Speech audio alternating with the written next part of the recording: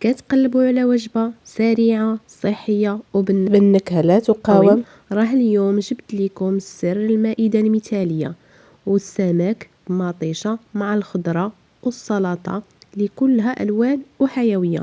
اللهم صل على حبيبنا محمد وعلى آله أصحابه أجمعين. السلام عليكم البنات، كي دايرين؟ لاباس عليكم؟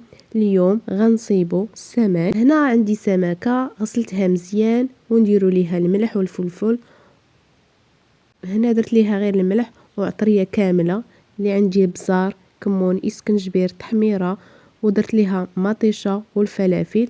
خلط كامل داكشي في التشرموله، خلطهم مزيان حتى تشرب النكهه، وشرملته وحطيته في المول ديال الدجاج وخليته يطيب على خاطرو. ودابا غنمشيو للسلطه.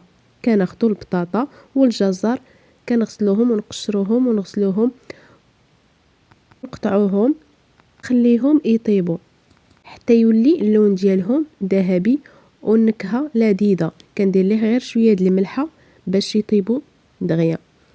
الا زربتي عليهم ممكن ديريهم في الكوكوط بحالي انا زربت عليهم، حطيت غير الخضره ديالي في كوكوط دغيا كطيب 10 دقائق كطيب. وهنايا مشيت قطعت الفريت ودرت الفريت قليته. دابا العصير اللي كنخلطو فيه بنانه تمر مندالين اللي عندك، كندير ليه انا الماء وزيت عليهم الماء والتمر وعصرته، وراه كيجي عصير واعر فيه طاقه وكيكمل الوجبه ديالنا. هاد العصير راه منعش وكيجي مع هاد الطبق ديال السمك ومع السلطه ديال الروز، راه كيجي واعر.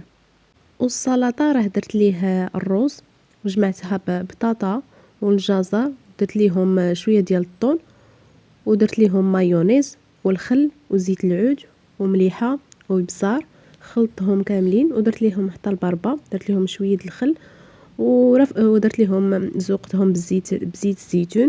راه كتجي بنينه وواعره وكتجي مع هذا الطبق الرائع اللي ديال السمك والسلطه، رافقته مع عصير منعش.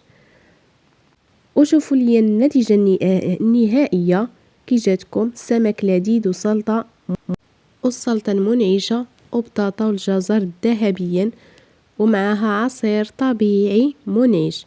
جربوها وشاركوني رأيكم في التعليقات، وقولوا لي حتى نتوما واش كتفضلوا، واش كتفضلوا السمك ولا السلطه.